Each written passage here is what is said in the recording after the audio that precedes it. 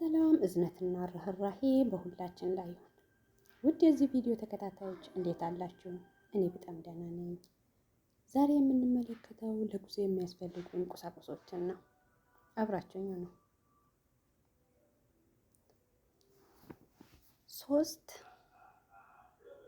ሶስት ቅያሬ ልብሶች ያስፈልጉናል።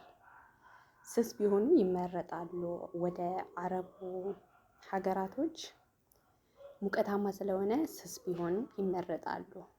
ሺቲ ነገር ቢሆን ይመረጣል። ወንድ ከሆናችሁ ደግሞ ምንድን ነው የሚባለው? የሆነ ቀጭን ነገር ቢሆን ብቻ ይመረጣል። ስስ ነገር ቢሆን።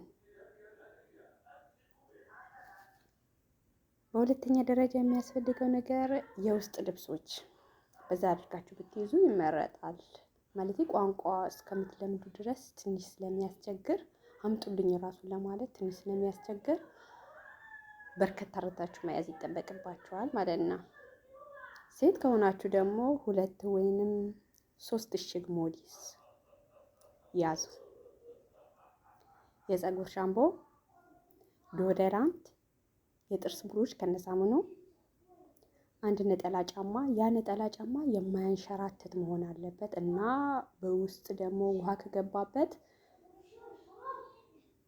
ውሃው ለኛ ኮምፎርተብል በቃ መሆን አለበት። ያ ጫማ ኮምፈርት የሚሰጠን መሆን አለበት ስናጸዳ ማለት ነው። ሴራሚክ ስለሆነ ኮምፈርት የሚሰጠን ብቻ መሆን አለበት። ነጠላ ጫማ ነገር ማምጣት አለብን።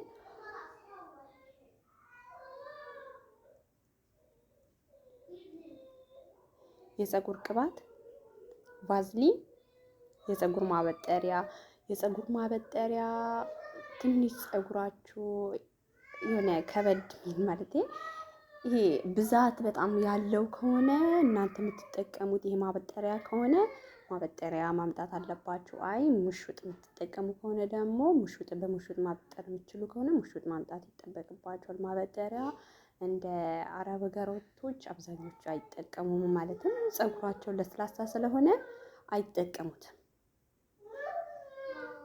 እና ቀሪውን ደግሞ በኮመንት እየተጠያየቅን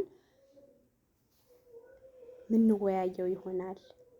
ስላዳመጣችሁኝ አመሰግናለሁ። ቤቱን ሰብስክራይብ አድርጉልኝ፣ አዲስ ጀማሪ ነኝ። አሰላሙ አለይኩም ወራህመቱላሂ ወበረካቱ።